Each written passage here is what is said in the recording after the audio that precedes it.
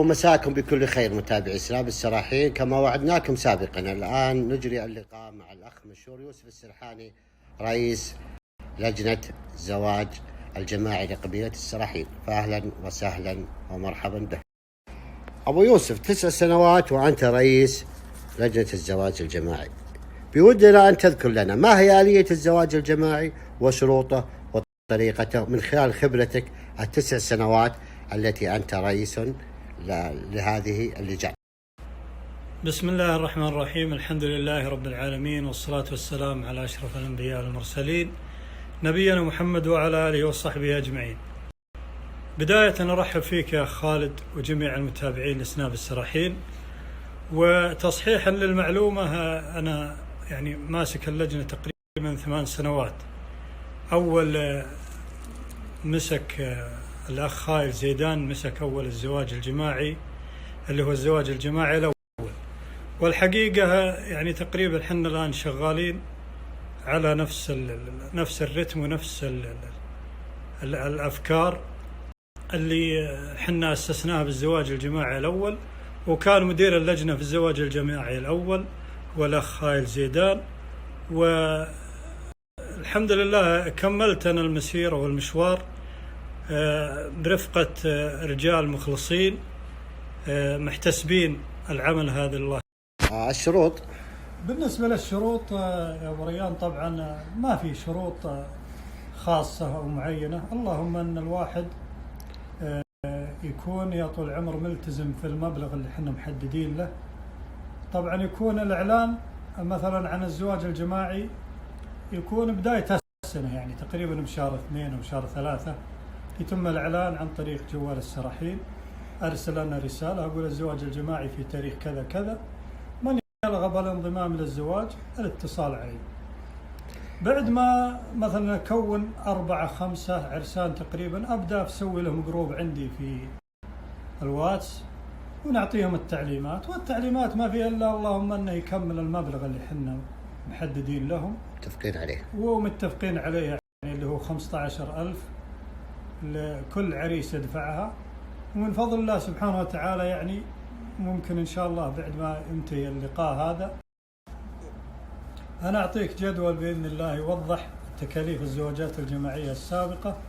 وتقريبا أكثر زواج كلف على كل عريس 3000 ريال.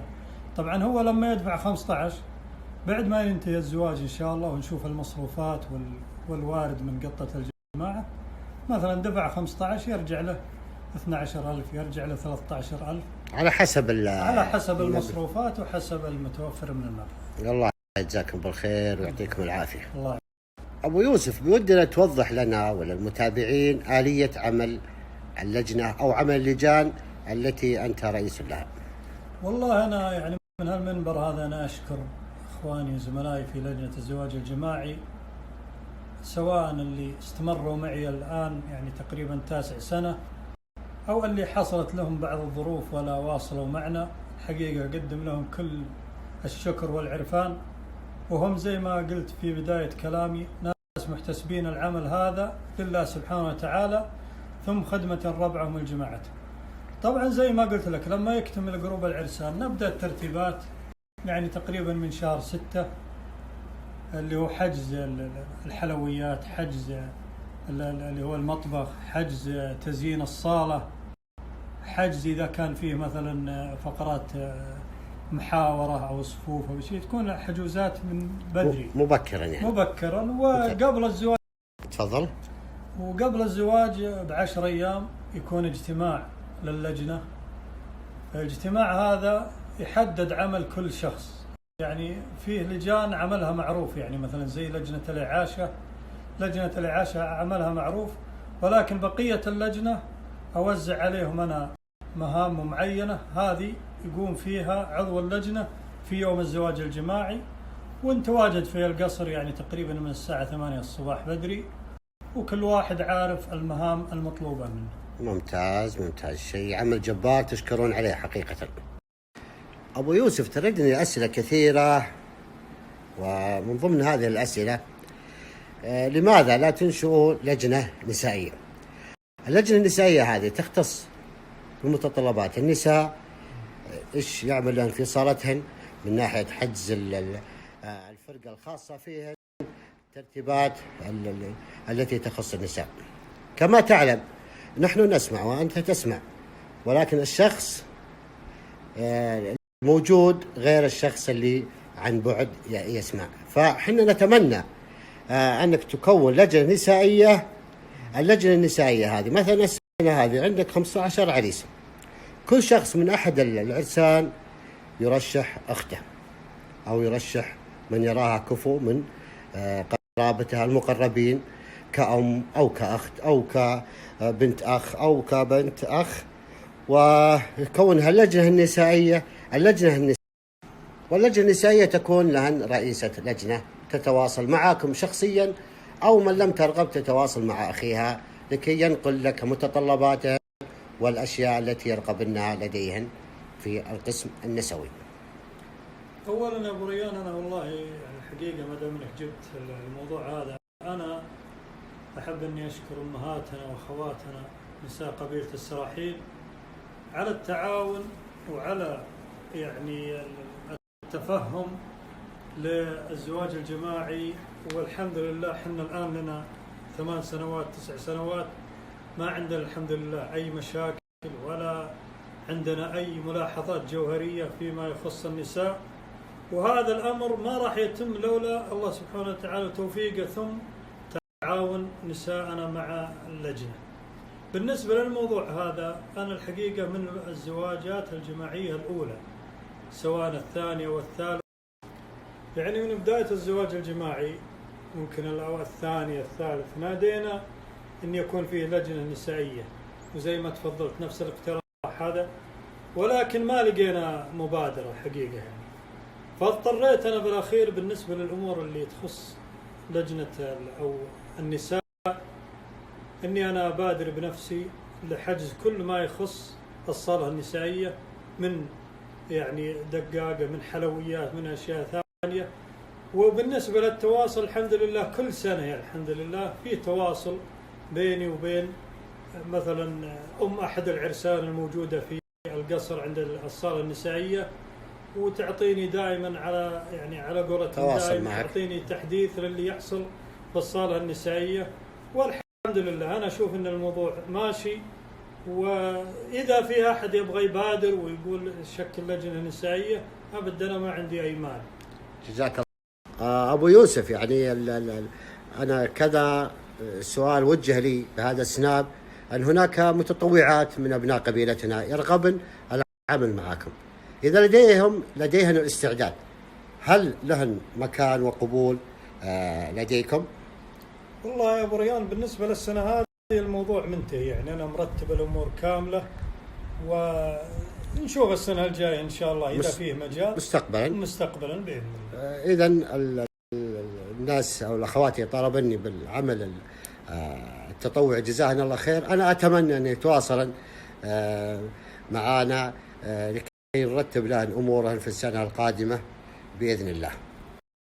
عندنا في الخاصة في القسم النساء اللي هو موضوع حضور الأطفال. حضور الأطفال يسبب إزعاج للضيوف، يسبب إزعاج للمنظمين، يسبب إزعاج ما الله به يعني. أنا يا ليت بودي يا أبو يوسف أنك توصل فكرة للعوائل أنه الأطفال، أنا بوجهة نظري أنه ما له داعي حضورهم، لأنه وجودهم إشغال على يعني وجودهم ما لها أي معنى. والله يا أبو ريان بالنسبة للموضوع هذا يعني حصلت مطالبة كذا سنة بمنع الأطفال من التواجد خصوصا في صالة النساء. بالنسبة لنا كلجنة والله ما عندنا يعني فرض أمر واقع على الجميع أنه ما يحضر أطفال، ولكن من المنبر هذا نوجه رسالة، يعني رسالة جنة الأطفال بيوتهم. نعم صحيح. يعني في ليلة الزواج فبودنا يعني أن العوائل تتفهم الموضوع هذا، وبإذن الله حنا راح نسوي رسالة تذكيرية قبل الزواج عن طريق جوال السراحيل بخصوص الموضوع هذا. أبو يوسف، لماذا لا يتم اشتراط الالتحاق بالزواج الجماعي، الانضمام لدورة ما قبل الزواج لتأسيس زواج ناجح رجاء لدى الطرفين، ويكون أكثر معرفة للتعامل مع مشاكل الزواج في بداية مشوار حياتهم الزوجية. والله يا أبو ريان، الموضوع هذا حنا فكرنا فيه وطبقناه في الزواج الجماعي الثاني، ولكن حصلت عندنا إشكالية. يعني حنا طبقناه ونسق أحد الأخوان في اللجنة مع اللي هو التنظيم الأسري، ونظمنا دورة، وكان تقريبا عدد العرسان 8، وما التحق بالدورة تقريبا إلا، والله ماني متأكد، يعني 4 أو 5. الإشكالية اللي عندنا إن أغلب العرسان ما هم موجودين الآن، يعني بعضهم زي ما أنت عارف اللي خارج منطقة تبوك، بعضهم قد يكون في مهمة العمل خارج، ممكن خارج تبوك أو خارج المملكة الآن. ونسأل الله سبحانه وتعالى أن يردهم سالمين غانمين إلى بلدهم ويتمم لهم على خير يا رب. اللهم آمين، ويوفقك يا أبو يوسف لما يحبه ويرضى. أحد السائل يقول أن لماذا المبالغ ترجعها المعونة للعرسان؟ هو هنا يقول اقتراحه أنك ما ترجع لهم شيء، وتحفظ عندك كرئيس لجنة وتتوفر لمناسبات الزواج القادمة. والله بالنسبة للاقتراح هذا طرح أكثر من مرة، ولكن أنا بالنسبة لي كرئيس لجنة عندي وجهة نظر بالموضوع هذا، أن الزواج الجماعي بشكل عام هو موضوع أو مشروع خيري، حيث أن نفيد شبابنا أن الواحد يتزوج بأقل التكاليف. وأنا بالنسبة لي شخصيا كرئيس لجنة ما أرتاح لين أحول آخر ريال لكل عريس، يعني ما أبغى يبقى عندي شيء بذمتي من المبالغ هذه. في المستقبل إذا والله جاء رئيس لجنة آخر أو شكلت لجنة أخرى وحبوا يطبقون الكلام هذا ما في مشكلة، لكن أنا بالنسبة لي أحبذ أن الموضوع يكون يعني كل سنة بسنتها، يعني المبالغ اللي سواء دفعوها العرسان أو القطة المحددة على الجماعة إنها توزع على العرسان بنفس السنة، يكون العريس يستفيد منها أفضل، والسنة اللي بعدها يخلق الله ما لا تعلم. فعلا والله أنا أيدك على الموضوع هذا، إنك مبالغ تكون متوفرة متواجدة عندك، هذه هي أمانة، فلوس ناس. طبعا يا أبو ريان هي وجهة نظر، أنا أحترم وجهة نظر الأخ اللي طرح السؤال هذا، ولكن أنا بالنسبة لي ما دامي موجود باللجنة هذه، أنا بالنسبة لي والله مع الموضوع هذا يعني ماني مستسيغ. إذا والله جت لجنة أخرى مستقبلا حب رئيس اللجنة أنه يطبق الكلام هذا ما في مشكلة. الله يجزاك بالخير ويرحم والديك. الله يجزاك. أبو يوسف والله اللقاء معك جميل، والتحدث معك شيق، الأسئلة كثيرة، والناس لهم طموحات ولهم آمال ولهم أشياء مطلوبة. ثقتنا فيك إن شاء الله موجودة، ثقتنا في أعضاء اللجنة موجودة. فكلمة أخيرة نختم في هذا اللقاء. والله الكلمة يا أبو ريان، أولا أشكرك على المبادرة هذه، بالرغم من أنا والله ما عندي سناب ولا عندي شيء ولا أحب الظهور الإعلامي تراني، ولكن إصرارك من العام لتوصيل المعلومة هو اللي خلاني أرضخ هاللقاء هذا. الختام أنا والله أشكر جميع أفراد قبيلة السراحيل، الجميع، الكبار والأعيان والشباب والرجال والنساء كلهم على تعاونهم مع اللجنة. ثانيا أعيد الشكر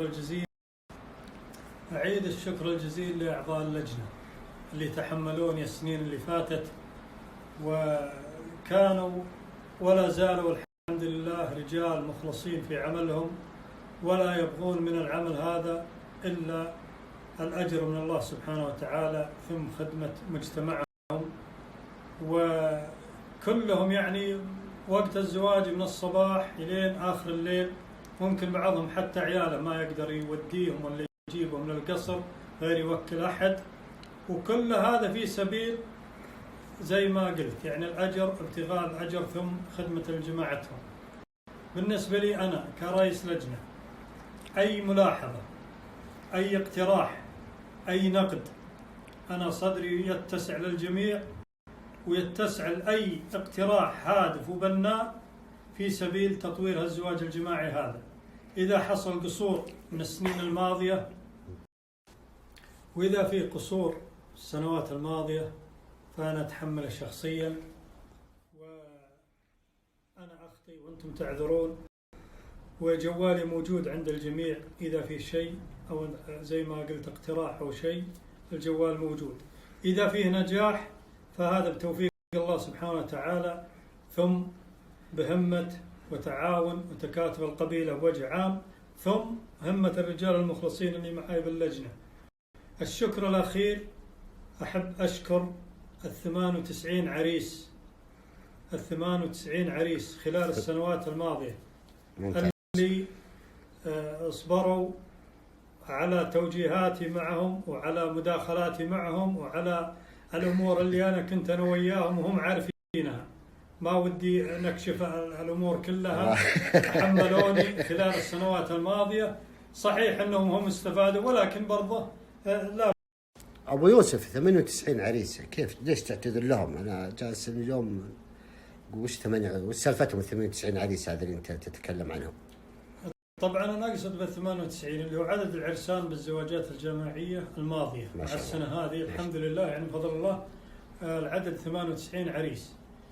وأنا أعتذر يعني طبعا أحيانا تعرف أثناء ترتيب دخول العرسان للقصر وكذا قد يكون الواحد مع الحماس شوي، ولكن هم يعذرونا إن شاء الله. الله يوفقهم. لا بالعكس، إذا روحوا من القصر يدعون لك. والله يدعون للجميع للجنة. أنا والله ترى يعني أنا يوم أقول أتكلم عن نفسي، أنا والله ترى لو الحالي ما أسوي شيء، لكن بعد توفيق الله سبحانه وتعالى صحيح. مع رجال مخلصين، والله لولا إني أخاف إني أنسى أحد منهم والله لعد أسمائهم واحد واحد الآن أمامك بإذن الله، سواء المستمرين معي أو اللي صارت لهم ظروف وانتهوا. وأرجو أني ما أكون ضيف ثقيل على ختاما. يا أبو ريان أتمنى أني كنت ضيف خفيف الظل عليكم الليلة، وعملنا اللي احنا نقوم فيه هذا عمل بشري، والعمل البشري زي ما أنت عارف يعني ما هو كامل، الكامل وجه الله سبحانه وتعالى. إذا في نقص نرجو المعذرة، وإذا وصلنا إلى لو رضا 70-80% فهذا من فضل الله سبحانه وتعالى علينا. والله يعطيك العافية يا أبو ريان. الله يعافيك، وأنت أيضا الله يعطيك العافية. سمحتنا بهذا اللقاء، علما بأني 2 وأنا أحاول فيك ووسطت، ولكن بالنهاية رضخت إلى مطلبي. ألف شكر لك يا أبو يوسف، بيض الله وجهك، جزاك الله خير. أيضا اللجنة اللي معك لهم شكر منا ولهم دعوات في ظهر الغيب، وبإذن الله بحول الله وقوته في اجتماعكم الأخير قبل الزواج الجماعي اللي بشهر 10 و11 بإذن الله أن نحضر. عزموني عشان أجي وأشوف، فبإذن الله رايح أحضر اجتماعكم اللي بعد كم شهر إن شاء الله، ولكي لا أهضم حقهم المفروض يكونوا متواجدين معانا الليلة، ولكن للاطلاع الناس على عملهم، وأيضا شكر لهم كل شخص باسمه. تفضل أبو يوسف. طبعا أبو ريان بالنسبة لنا احنا اللجنة زي ما قلت يعني احنا الآن 9 سنوات، إن شاء الله نكمل السنة 10 ما شاء الله. وأنا عندي همسة بودي يعني طبعا الحمد لله القبيلة فيها من الناس الخيرين والناس المبادرين اللي أفضل منا. ودي إذا في أحد يستطيع أن يبادر بعد 10 سنوات أن يكمل المسيرة هذه، سواء رئاسة اللجنة أو اللجنة كاملة. حنا 10 سنوات تقريبا أفكارنا واقتراحاتنا كلها استهلكت، فيعني بودي إذا مثلا كملنا السنة 10 إذا في أحد يبغى يكمل المسيرة وحنا ناخذ وضع استراحة، هذا برضه ناخذ وضع استراحة لأن أفكارنا تقريبا استهلكت. ممكن في ناس عندها تطوير لهالعمل هذا فيما يخدم الصالح العام. طبعا أنا أرسلت لك يا أبو ريان اللي هو بروشر أو منشور عن صحيح أنا بعد والأهداف للزواج الجماعي، والحمد لله تكاليف الزواج الجماعي للسنوات الماضية، وأتمنى أن تنشره على الجميع. واعذروني إذا صار فيه إطالة أو خطأ خلال هالمقابلة هذه. الله يعطيك العافية، وما قصرت على هاللقاء الطيب. وأيضا نتمنى من الجميع برضه العذر لمن لم نجب على أسئلتهم، وإذا كانت هناك أخطاء أو لم نصل إلى الغاية من هذا اللقاء. ألف شكر لك يا أبو يوسف. العفو يا أبو. والله يجزاكم بالخير أنت ومن عمل معك في اللجنة. العفو. وإلى اللقاء إن شاء الله بإذن الله، وموعدنا الزواج القادم. بس قبله اجتماعكم عشان كلنا إن موجود. شاء الله. الله يحييك. الله يوفق. شكرا الله لك. يحييك.